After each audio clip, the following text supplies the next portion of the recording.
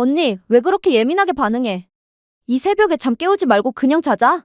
언니가 좀 일찍 들어오던가. 뭐가 별일이 아니야? 엄연히 너의 형부야. 너 이런 식으로 할 거면 그냥 집으로 가. 내가 엄마한테 다 말할 거야. 고생하다 겨우 집에 왔는데 꼴이 이게 뭐야? 처제는 처제 방 따로 줬잖아. 그런데 왜 여기까지 와서 잔 거야? 내 방 매트리스는 싸구려란 말이야. 여기 침대가 훨씬 푹신하고 넓잖아. 언니도 없는데 내가 누워있을 수도 있지. 내가 객식구라고 차별하는 거야? 이건 차별하고 말고의 문제가 아니잖아. 애초에 내가 누워서 자고 있는데 처제가 왜 여기로 올라와서 자? 아무리 가족 같은 사이여도 그러는 건 아니지. 됐어. 당신은 상종도 하지 마. 너 그냥 나가. 이제 더는 못 봐주겠다. 그동안 선 넘는 거 참아줬더니 어디까지 기어올라? 넌 언니가 웃음니? 만만해. 안녕하세요.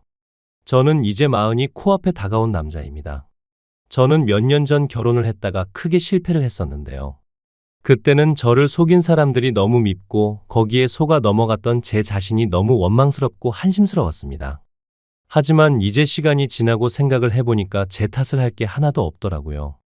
괜히 그런 사람들 때문에 한동안 사람들도 못 믿고 혼자 자책하고 있던 그 시간들이 너무 아깝다는 생각에 여러분들은 저처럼 자책하느라 그동안의 시간을 헛되이 보내지 마시길 바라는 마음으로 사연을 써봅니다. 저는 5년 전 노총각이라는 타이틀을 달고서 여기저기 맞선을 보러 다녔어요. 다행히 돈을 꽤나 잘 버는 편이라 결혼업체에 가면 높은 등급을 받을 수가 있었습니다. 하지만 아무리 돈이 많다고 해도 마흔이 가까워질수록 좋은 인연을 찾기란 하늘의 별따기였어요. 그렇게 맞선만 보기를 수십 차례였습니다. 처음 아내를 만난 것도 맞선 장소였어요.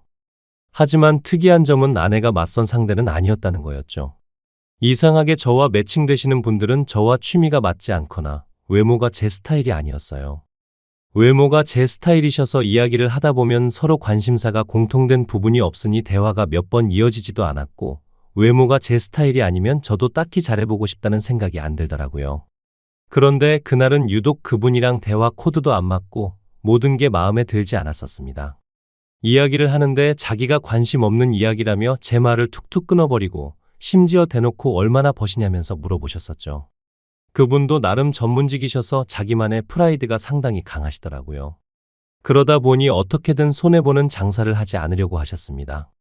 아무리 연애를 건너뛰고 결혼부터 생각하는 맞선 자리라고는 하지만 그래도 대놓고 결혼을 하나의 장사처럼 취급하시는 분이랑은 저도 더는 이야기가 하기 싫었습니다.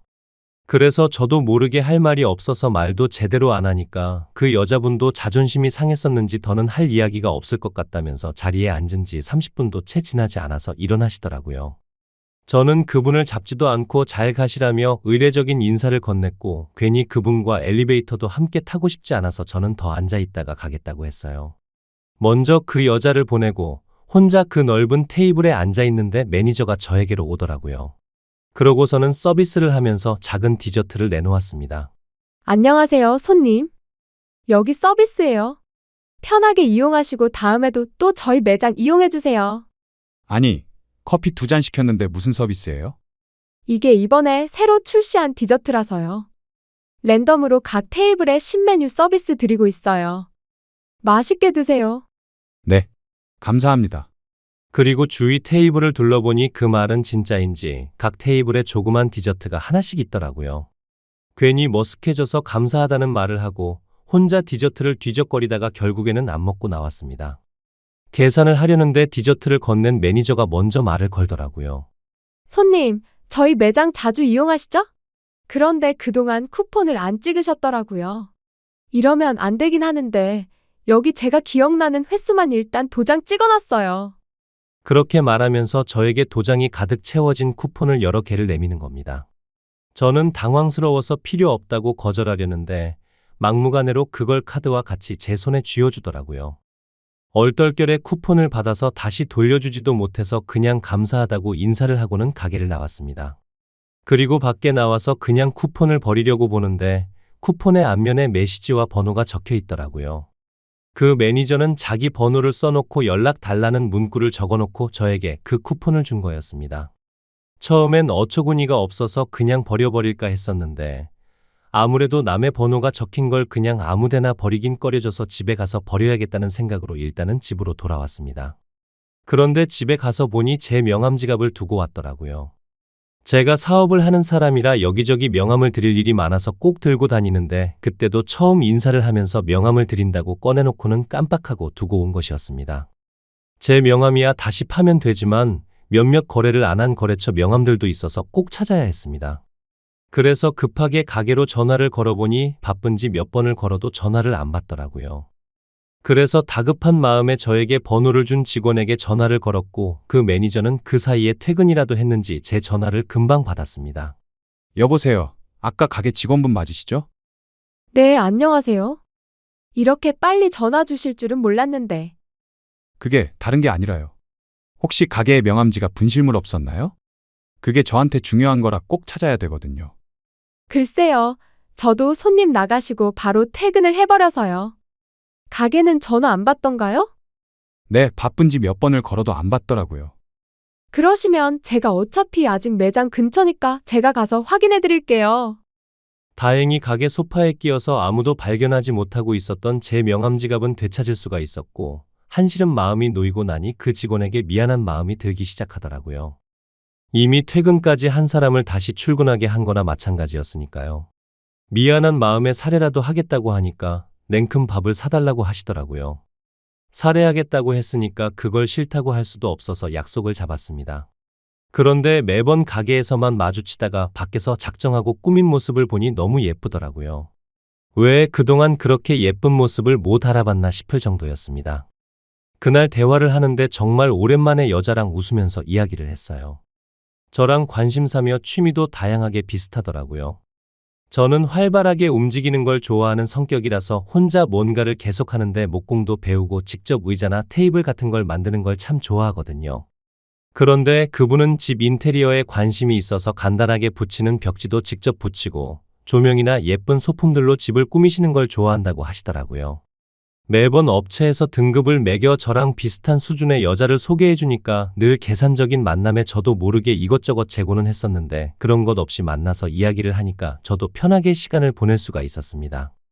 그 후로 그분은 종종 연락이 왔고 결국엔 연인 사이로 발전했고 결혼까지 일사천리로 골인을 했습니다. 그렇게 결혼 후 아내의 카페도 차려주고 처가댁도 이사를 시켜드렸습니다.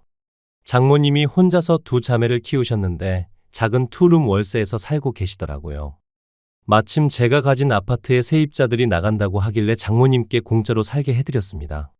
제가 결혼을 하고 1년도 지나지 않아서 처제도 결혼을 했고 혼자 계신 장모님이 걱정이 돼서 명절이 아니어도 처가 식구들끼리 자주 만나서 함께 시간을 보냈습니다. 그렇게 결혼을 하고 반년 동안은 정말 아무런 걱정도 갈등도 없이 행복한 나날이 이어졌죠. 그런데 처제가 어느 날 새벽에 저희 집으로 찾아오면서 그 평화로움도 깨져버렸습니다. 언니, 내 남편 때문에 환장하겠어. 지금 도박에 빠져서 집도 경매로 넘어가게 생겼어. 그게 무슨 말이야? 도박이라니? 언제부터? 번듯해 보이던 동서였는데 언제부터 도박에 빠졌는지 얘기를 들어봤더니 심각하더군요. 동서는 어느 순간부터 집에도 잘 안 들어오고 주말이면 친구들과 골프 치러 간다며 나가놓고 담배와 술 냄새를 풀풀 풍기며 들어왔대요. 원래 동서는 술도 잘 안 마시고 담배도 안 피우던 사람이라 처제도 이상하다고 생각해서 추궁을 해봤는데 끝까지 아무 일도 아니라고 했었다는 겁니다.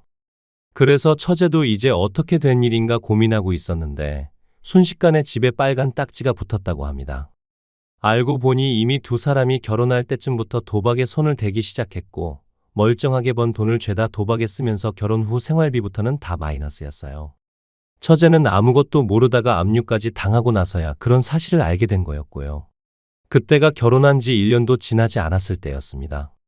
처제는 백방으로 돈을 찾아다니며 돈도 벌고 여기저기 돈을 빌려댔지만 그걸로는 턱도 없었습니다. 그나마 돈이 있던 제가 빌려줄 수는 있었지만 처제에게 빌리는 걸 만류했죠. 도박 빚을 갚아주면 또 똑같은 일이 반복될 거라면서요. 처제가 다른 사람에게 돈을 빌리는 것까지 막아줬으니 저에겐 빌려달라고는 안 하더라고요. 저는 괜히 집에 가면 마음만 안 좋을 것 같아서 처제더러 저희 집에서 잠시 같이 지내자고 했습니다. 처음엔 민폐를 부린다며 거절했었지만 하루는 집에 다녀오더니 이혼하겠다고 선언하더라고요. 나 이혼할 거야. 이미 같이 살고 있지도 않지만 같이 사는 건 더 못하겠어. 무슨 일인데? 이제 도박은 안 하는 거 아니야? 너한테 그렇게 심하게 걸려놓고 이서방은 아직도 정신 못 차렸대? 응!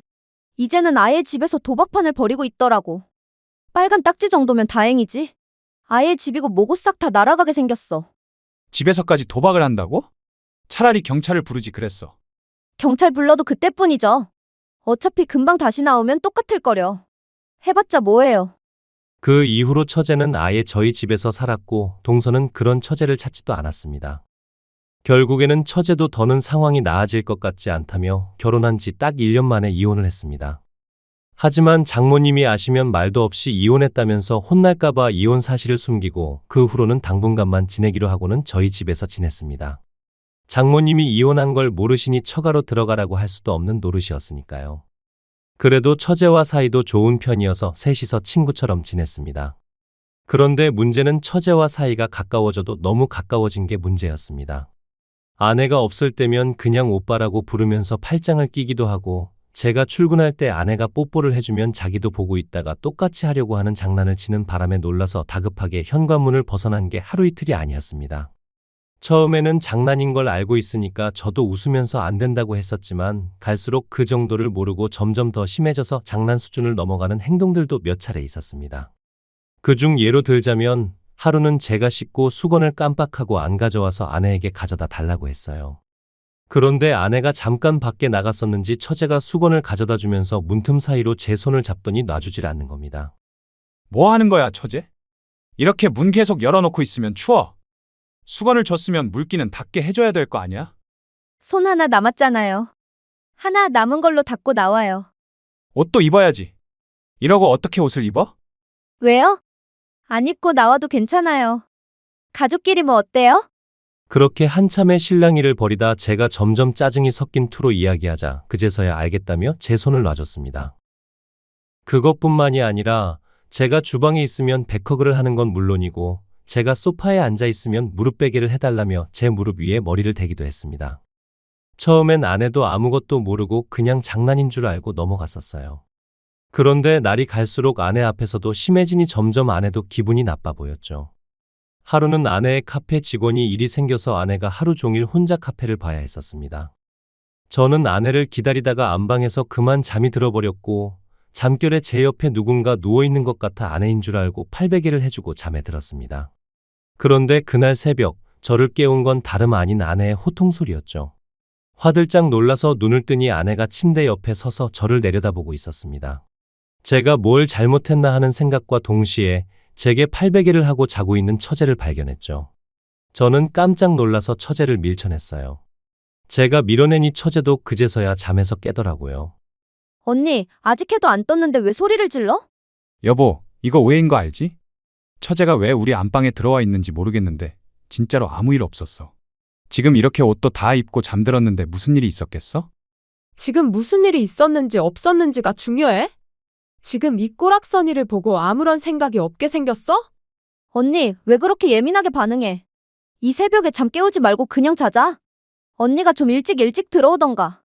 처제는 당황스럽지도 않은지 뻔뻔하게 아내의 신경을 긁어댔습니다. 뭐 별일도 아닌 걸로 화를 내는 듯 이야기를 하더라고요. 뭐가 별일이 아니야? 엄연히 너의 형부야.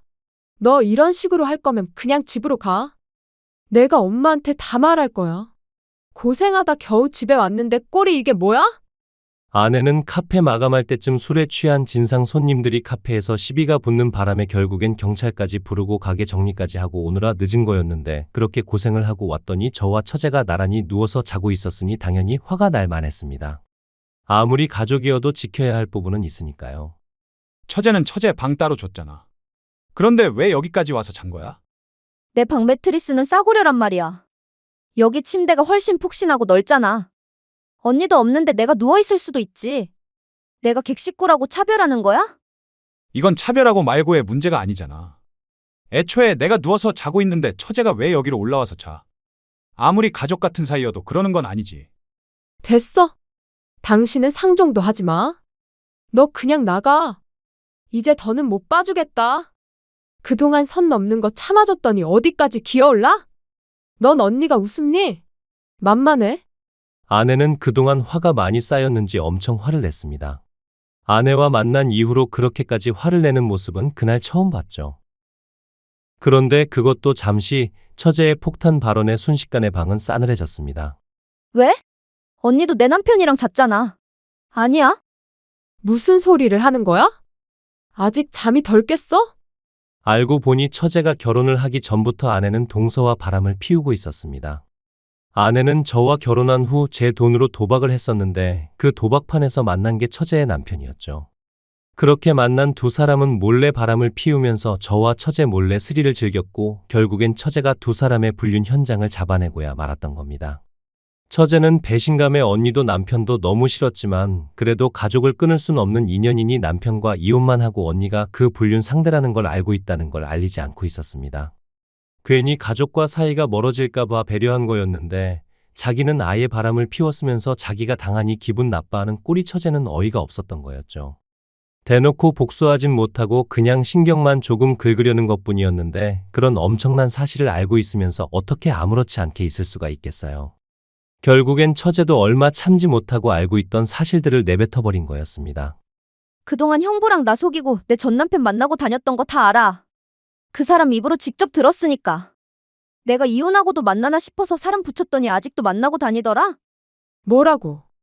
얘가 뭐라는 거야? 네가 그걸 어떻게 알아? 그리고 언니, 애초에 형부 사랑해서 한결혼도 아니었잖아. 그런데 뭘 그렇게까지 질투를 해? 형부가 언니한테 돈만 주면 만사 오케이 아니야? 아닌데. 너 무슨 근거로 그런 소리 하는 거야?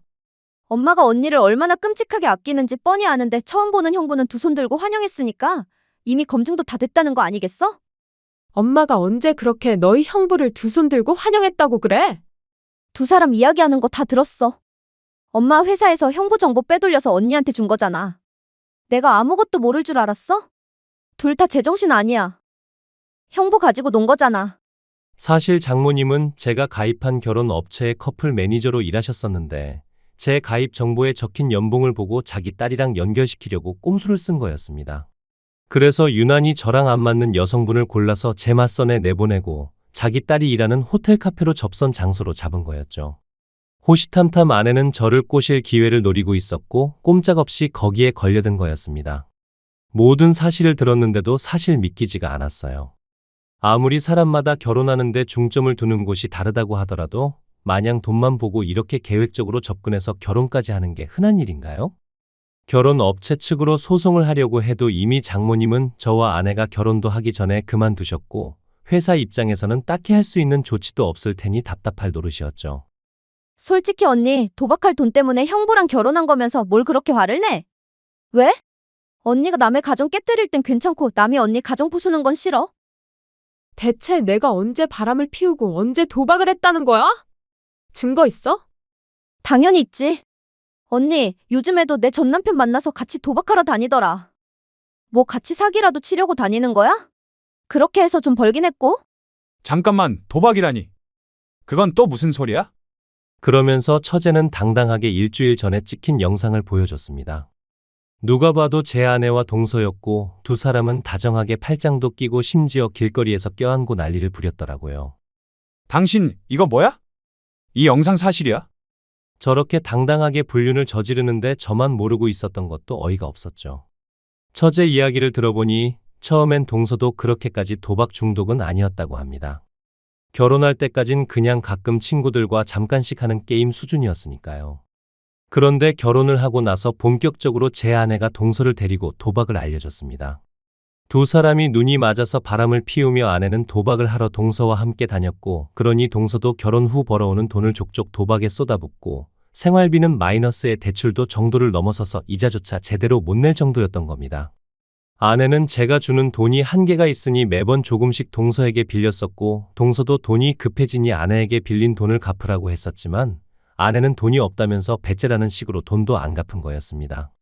사실 도박빚은 차용증도 안 쓰고 그 돈이 도박으로 인한 거면 안 갚아도 법적으로 채무자에게 갚으라고 하지 않기 때문에 아내도 그걸 알고 그렇게 나간 거였죠. 동서는 뭣도 모르고 자기 혼자서만 뒤집어쓰게 생겼으니 화가 났었던 겁니다. 그래서 울컥하는 마음에 처제에게 모든 사실을 알리고 너희 언니가 빌려간 돈이니 처제라도 그 돈을 갚으라고 하면서 자연스럽게 처제가 모든 사실을 알게 된 거였습니다. 동서도 멍청했던 거죠. 처제한테 그 도박을 제 아내 때문에 빠졌다고 하면 언제부터 둘이 그렇게 가까웠냐부터 분명히 다른 의심들도 따라올 수밖에 없는데 그걸 자기 입으로 말해서 결국엔 두 사람이 바람을 피웠다는 사실도 다 드러나 버렸던 겁니다. 언니만 아니었어도 내 인생 이렇게 안 꼬였어. 전 남편도 언니만 아니면 도박에 그렇게 빠지지도 않았을 거고 내 결혼 생활도 멀쩡했을 거야. 그게 왜 다 내 탓이야? 네가 남자를 잘못 고른 탓이잖아. 억울하면 너도 바람이라도 피우지 그랬어. 아, 그래서 지금 너희 형부한테 이러는 거야? 그래, 일부러 그랬어. 지금까지 언니는 내 모든 걸 뺏어갔잖아. 엄마 사랑도, 남편도, 내 가정도. 그래도 언니니까 참아보려고 했어. 근데 겨우 여기서 잠 좀 잤다고 이 난리를 피우는 거야? 다 네가 못나서 그런 거지. 왜 내 탓을 해? 당신, 내가 알던 사람 맞아. 바람 피운다는 사실을 어떻게 그렇게 내 앞에서 당당하게 해? 당신한테 미안하게 됐어? 근데 내가 당신을 빚더미에 앉힌 것도 아니고 그렇다고 우리가 그렇게 사랑으로만 결혼한 사이도 아닌데 그렇게까지 미안해야 할 일이야, 이게? 뻔뻔하게 나오는 아내의 말을 들으니 너무 화가 나면 말이 안 나온다는 게 무슨 말인지 알겠더라고요. 사랑만으로 한 결혼은 아니지만 그렇다고 사랑하지 않는 것도 아니었고 부부간에 최소한 바람을 피우던 사실이 걸렸으면 부끄러움이라도 느껴야 하는 게 정상이잖아요. 그래, 그러면 당신이 그동안 도박할 때 쓴 돈, 내 돈 다 내놓고 이혼하자. 내가 돈이 어디 있다고 그 돈을 줘? 난 돈 없어. 그래, 그러면 일단 당신 카페부터 도로 내놔. 그리고 장모님이 사시던 집 거기도 나가셔야지. 이제 사위 집이 아닌데 공짜로 살게 해드릴 순 없지. 어차피 카페 4명이잖아. 이미 내 건데 내가 왜 그걸 도로 줘야 되는데? 엄마 집도 어차피 전세 계약했잖아. 계약서가 있는데 그게 마음대로 돼. 아내는 뭐가 그리 자신만만한지 당당하게 나오더라고요. 장모님이 저희 집에 들어오시면서 원래 가지고 계시던 전세금을 빼서 계약금으로 거셨었거든요. 그걸 믿고 아내도 당당하게 나오는 거였죠. 그 이후로 여러 방법을 알아봤지만 그냥 전세 기간이 끝날 때까지 기다리는 게 가장 깔끔한 방법이더라고요. 중간에 제가 내쫓을 방법도 없었고요. 결국 찜찜한 채로 손해를 보고 있어야 된다는 거였죠. 일단 이혼이라도 하자는 생각으로 서류를 접수했었는데 처제가 찾아왔습니다. 형부, 이혼하지 말고 위자료 소송을 해요. 위자료는 무슨 위자료요? 상간남 위자료 소송이요. 두 사람 뻔뻔하게 아직까지 만나고 있어요. 몰랐죠? 처제의 이야기를 들어보니 상간남 위자료 소송을 몇 번이고 할 수 있더라고요. 위자료를 내고도 계속 만나면 또 소송해서 또다시 받아내면 되니 그렇게라도 자기 복수를 대신해 달라고 하더라고요. 처제의 이야기를 들어보니 처제가 왜 그렇게까지 복수를 하고 싶어 하는지도 알 것 같았습니다. 장모님은 어렸을 적부터 예쁘장한 언니한테만 투자하면서 좋은데 시집 보낼 거라며 처제한테는 신경도 안 쓰고 필요한 돈도 잘 안 줬다고 하더라고요. 아무래도 커플 매니저를 하시다 보니 좋은데 시집 보내시려고 이것저것 하신 것 같았습니다. 그런데 장모님이 아내만 예뻐하니 아내도 대놓고 처제를 무시했었고 처제는 그래도 가족이라는 생각에 꾹 참아왔었다고 해요. 그런데 결국엔 이 일이 터지고 나서도 장모님은 오히려 일을 왜 이렇게 크게 키우냐면서 처제에게 언니 결혼 생활까지 망치니 속 시원하냐며 오히려 처제를 혼냈다는 겁니다. 그 이야기를 듣는데 어떻게 제정신이 아닌 사람들 속에서 버틴 건지 대단해 보일 정도였어요. 그래도 그 덕분에 아내와 이혼하지 않고 몇 번에 걸쳐서 상간남 소송을 걸었습니다. 그동안 개인회생 신청도에서 빚도 많이 청산됐더라고요. 그래서 숨 쉴 틈 없이 위자료를 받아냈습니다. 학습 효과도 없는지 아니면 다시는 안 걸릴 거라고 생각하는지 몇 번을 소송을 해도 꼭 몰래 만나다가 다시 걸리더라고요.